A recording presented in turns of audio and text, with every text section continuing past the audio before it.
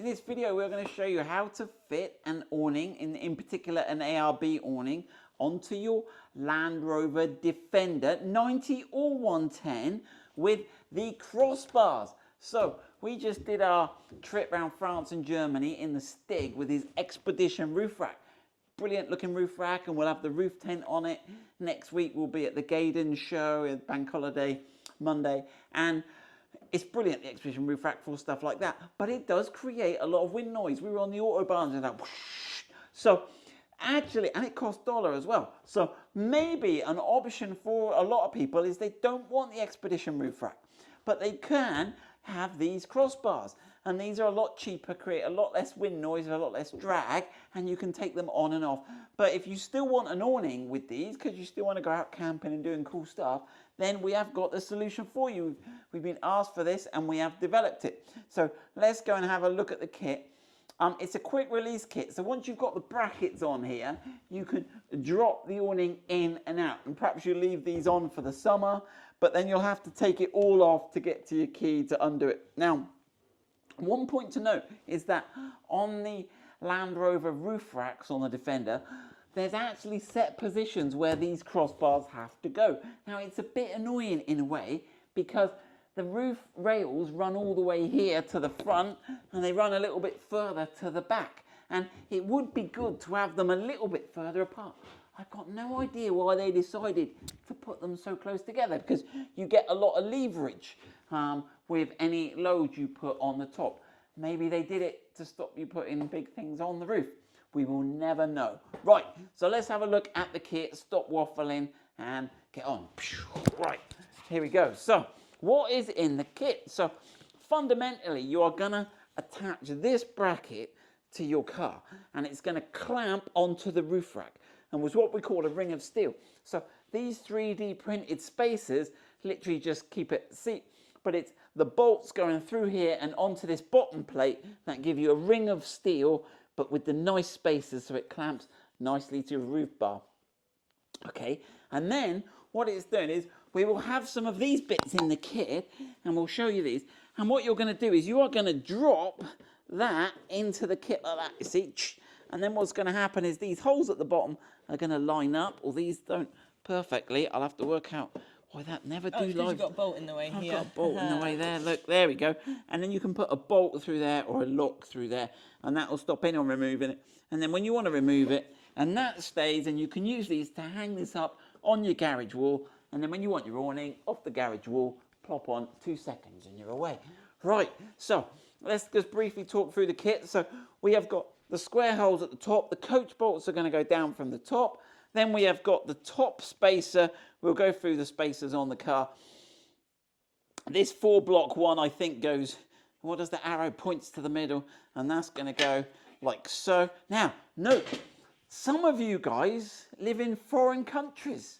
Imagine the world is bigger than the UK, and you drive on the other side of the road, and you might want your awning on the passenger side, or you might live in the UK and you want the awning over the driver's side. So there are 2 kits.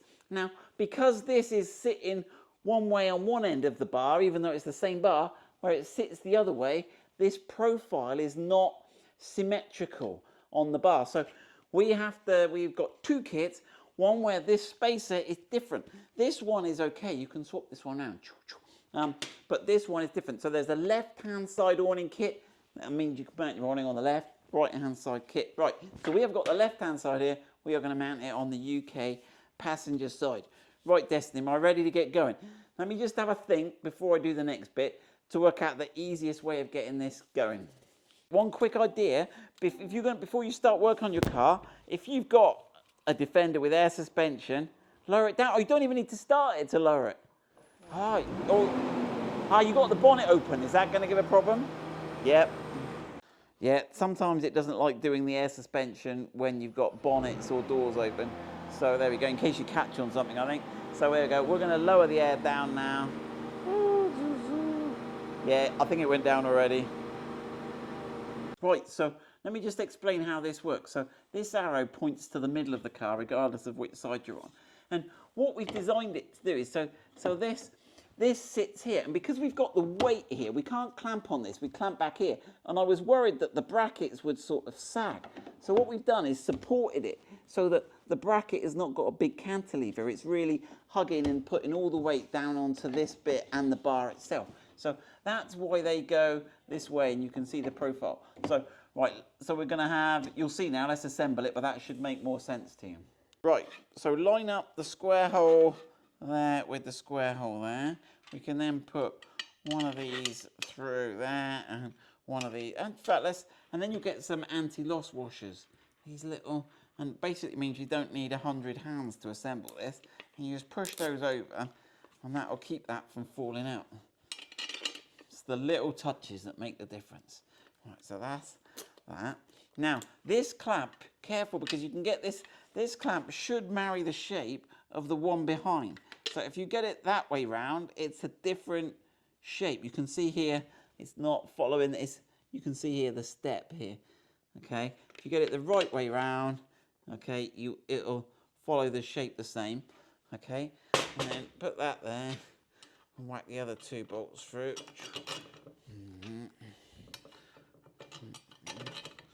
Put that down on the table, push that.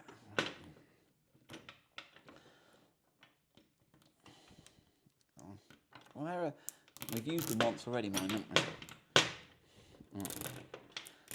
Okay, so that is now ready to go to the car. And what we're going to do is, this plate here is going to form the underside clamp, but we'll put that on, we'll meet you again, and we'll be up on the roof. You join us on the roof. So this shape here is also asymmetric.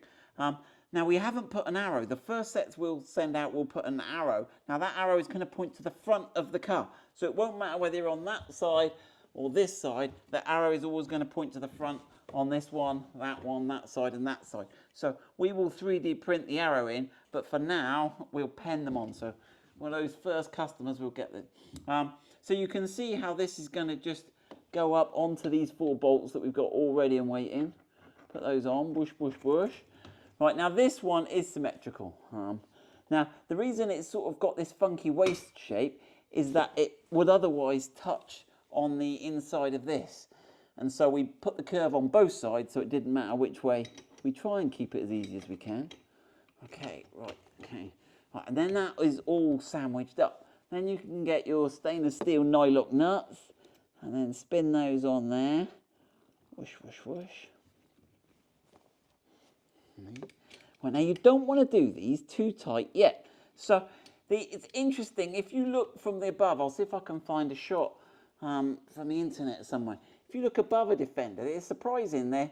It narrows as it gets to the rear, the distance between these two crossbars. So when you're putting your awning on, you've only got 2 points, but these two faces need to be parallel. So if one of them's too far back, they'll sort of both be sort of parallel, but they'll be offset. So we need to now, so this one I think we need to pull forward. So you can see now we can slide it, and that one we'll go back. So don't tighten it up yet until you've got the awning on. Have I lost the nut? No, oh, there you go. I'm talking too much. I don't know what I'm doing. Right, and here we go. Right, so as long as we've got those on, it's not going to fall off. Right, so Destiny and I will get that one exactly the same on that clamp there.